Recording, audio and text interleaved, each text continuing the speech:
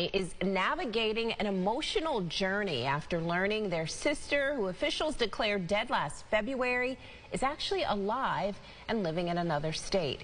Isabel Garcia spoke with one of the siblings as they continue to search for answers and change. Isabel. Yes, good evening to you, Teresa. Shanita Hopkins tells me it was back in 2021 when the family actually filed a missing persons report for her sister, Shanice Cruz, concerned after she left 2 children behind and cut off all communication with the rest of the family. Then in April of last year, the family was informed by police their sister died on Hudson Avenue. Fast forward 6 months later, Shanita received a Facebook message from a stranger in Detroit showing a photo of Shanice taken that very morning. It's a wild, emotional roller coaster. Shanita Hopkins is trying to make sense of a very unusual situation. In 2021, the family issued a missing persons report for her sister, Shanice Cruz, after she had cut off all communication and seemingly disappeared. Then in April of last year, police informed the family Shanice had been found dead in an empty lot off of Hudson Avenue near Nash Street. The autopsy report showed it was an overdose with high levels of cocaine in the system, not typically what Shanice was involved with. Reading the autopsy was traumatic. It's one thing to hear it, you know what I'm saying? But then it's another thing to actually read it, and then her name is attached to it, so we thinking this is how she died. Shanita tells me no one was allowed to view the body because it was so badly decomposed, also prompting a swift cremation. The family held a memorial service and funeral last summer.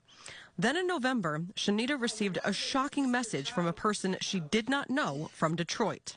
The first message is, ma'am, with the picture of my sister, ma'am, I'm concerned. Your sister is not dead. She just volunteered at my event today. And this was just a random message? Just a random message. Immediately attempting to get to the bottom of what was going on, Shanita connected with the medical examiner's office where they assured her dental records were a match. She was not convinced, and an investigation got underway. We went the next day. They wanted my youngest sister because her and Shanice has the same mom and dad, and then they wanted her son. So both of them went and they did a DNA test, and when the results came back, they said it wasn't a match. So this confirming it was not Shanice Cruz.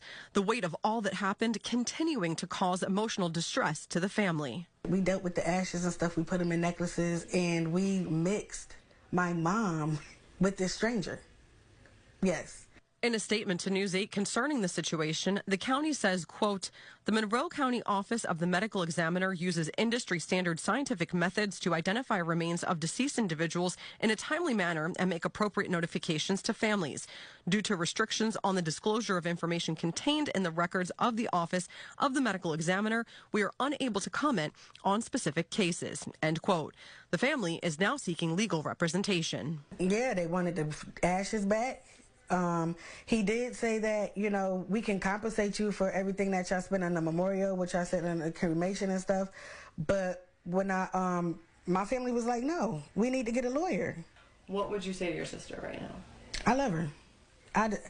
I've been angry I'm still angry. I don't think I'm ever get over the anger, but I know how it feels. I'm sorry. I know how it feels to think that she was dead, and that I just want her to know that whatever we had going on, it doesn't even matter. Like, I love her. That's it. That's all I want her to know. Now, since there's no communication with Shanice nor social media, the family has not been able to connect with her in Detroit, noting she may not even know they truly believed her to be dead, although they did reach out to police with their situation.